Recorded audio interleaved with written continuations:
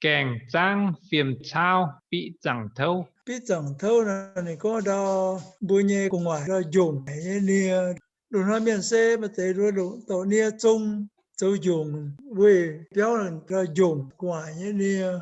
Bị chẳng qua gọi chuông tỏi chuông. béo ngoài thế nia là tôn chế biang này liều để nom tỏi nom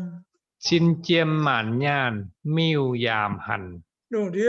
xin đủ yang kiếm hoàn đủ nhan và đến 7 chiếc đến màn rồi rồi và đến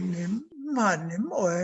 Chính hẳn buông liều viêm ơi yuông. thì có nên 10 chiếc nên hẳn nên 10 chiếc nên hẳn thôi xía ở miền chẳng tôi duệ nhỉ miền nhà duệ nhau nhà duệ nhưng quảng liều này có duệ phiêm biểu yuang này có nhau nhà duệ này có xin kiếm hoàn nhan và đến hẳn đến mọi nếu ở đồng tu áo chẳng tôi duệ nhé miền nhà duệ nhau nhà duệ nhưng nên chấm chủ đồng là nhung